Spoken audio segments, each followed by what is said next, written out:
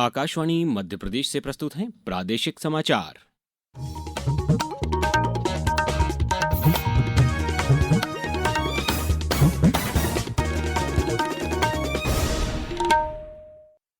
नमस्कार, समाचारों के साथ मैं अभिषेक कटियार। राष्ट्रपति द्रौपदी मुर्मू ने आज नई दिल्ली में वीर बाल दिवस के अवसर पर प्रधानमंत्री राष्ट्रीय बाल पुरस्कार प्रदान किए। इस वर्ष 18 राज्यों और केंद्र शासित प्रदेशों के 20 बच्चों को उनकी उत्कृष्ट उपलब्धियों के लिए सम्मानित किया गया है। इस अवसर पर राष्ट्रपति मुर्मू ने कहा कि ये पुरस्कार प्राप्तकर्ताओं को प्रोत्साहित करेंगे और देश भर के बच्चों को प्रेरित करेंगे। पुरस्कार विजेता बच्चों ने वीरता, कला और संस्कृति, पर्यावरण, नवाचार और विज्ञान तथा प्रौद्योगिकी सहित विभिन्न क्षेत्रों में असाधारण योगदान दिया है।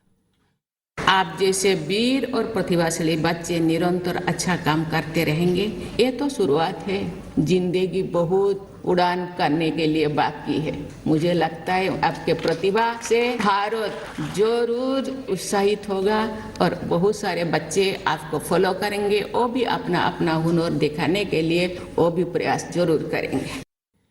प्रधानमंत्री नरेंद्र मोदी ने वीर बाल दिवस के अवसर पर गुरु गोविंद सिंह जी के साहिबजादों के महान बलिदान को आज नमन किया। सोशल मीडिया संदेश में प्रधानमंत्री ने माता गुजरी जी के अटूट आस्था और गुरु गोविंद सिंह जी की अमर शिक्षाओं को स्मरण करते हुए कहा कि वीर बाल दिवस साहस, दृढ़ विश्वास और सत्यनिष्ठा का प्रतीक है और साहिबजादों के आदर्श आने वाली पीढ़ियों को सदैव प्रेरित करते रहेंगे। इधर भोपाल में मुख्यमंत्री डॉक्टर मोहन यादव ने हमीदिया रोड स्थित गुरुद्वारे में माथा टेक कर कार्यक्रम में सहभागिता की और साहिबजादों के जीवन, त्याग और वीरता पर आधारित चित्र प्रदर्शनी का अवलोकन किया।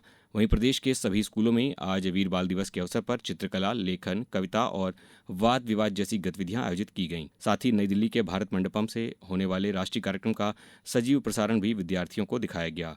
कृषि और ग्रामीण विकास मंत्री शिवराज सिंह चौहान ने कहा है कि विकसित भारत जी-राम जी योजना के अंतर्गत वर्ष 2047 तक विकसित भारत के लक्ष्य को साकार करने के लिए ग्रामीण क्षेत्रों में विकास कार्य किए जाएंगे।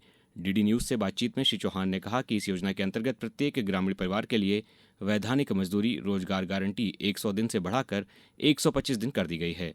उन्होंने बताया कि आवेदन के 15 दिन के भीतर काम न मिलने पर अनिवार्य बेरोजगारी भत्ता भी दिया जाएगा। 100 से 125 दिन हम रोजगार कर रहे हैं तो पैसे भी ज्यादा लगेंगे। इस साल प्रस्तावित बजट था 25-26 का 88,000 करोड़। अब जो प्रस्तावित है वो है 1,51,282 करोड़ रुपया। अकेले केंद्र सरकार 95,000 करोड़ से ज्यादा रुपया इसमें खर्च करेगी। गांव में विकास के सारे काम इस योजना के माध्यम से किए जाएंगे। प्रदेश में आज सभी ग्राम पंचायतों में विकसित भारत जी-राम जी योजना के तहत विशेष ग्राम सभाओं का आयोजन किया जा रहा है, जिसका उद्देश्य ग्रामीणों को रोजगार और आजीविका की गारंटी मिशन से जुड़े प्रावधानों की जानकारी देना है। ग्राम सभाओं में ग्रामीणों को बताया जाएगा कि ये नई योजना मनरेगा के स्थान पर लागू की गई है और इससे उन्हें किस प्रकार लाभ मिलेगा। राज्य शासन ने योजना के व्यापक प्रचार प्रसार और जन जागरूकता के लिए सभी पंचायतों को निर्देश जारी किए हैं। प्रत्येक ग्राम पंचायत में ग्राम सभा आयोजित करना अनिवार्य किया गया है ताकि विकसित भारत 2047 के लक्ष्य की दिशा में ग्रामीणों की सक्रिय भागीदारी सुनिश्चित हो सके। अब रुक करते हैं मौसम का। प्रदेश में ठंड का असर और तेज हो गया है। मौसम विभाग के अनुसार 27 दिसंबर से नया पश्चिमी विक्षोभ सक्रिय होगा, जिसके असर से प्रदेश में नए साल की शुरुआत कड़ाके की ठंड के साथ होने की संभावना है। राज्य का एकमात्र हिल स्टेशन पचमढ़ी सबसे ठंडा रहा, जहां न्यूनतम तापमान 3.6 डिग्री सेल्सियस दर्ज किया गया। मौसम विभाग ने आगामी दिनों में तापमान और गिरने तथा पाले के खतरे को देखते हुए सतर्क रहने की सलाह दी है। अब कुछ समाचार संक्षेप में। आगरमालवा नगर पालिका परिषद द्वारा कल स्वच्छता ही सेवा सम्मान समारोह सह कार्यशाला में स्वच्छता के क्षेत्र में योगदान देने वाले संस्थानों, विद्यालयों और स्वच्छता कर्मियों तथा सामाजिक संगठनों को सम्मानित किया गया। शिवपुरी जिले में शासकीय उचित मूल्य दुकान भावखेड़ी में खाद्यान्न के स्थान पर नगद राशि वितरण संबंधी मामले में शिकायत के बाद समिति के संचालक पर एफआईआर दर्ज कराई गई है। नीमच जिले में नया गांव के पास बीती रात एक कार और ट्रक की भिड़ंत में 3 लोगों की मौत हो गई। वहां एक व्यक्ति गंभीर रूप से घायल है। और नर्मदापुरम जिले की पचमढ़ी में आज से 4 दिवसीय भव्य पचमढ़ी उत्सव का आगाज हो रहा है।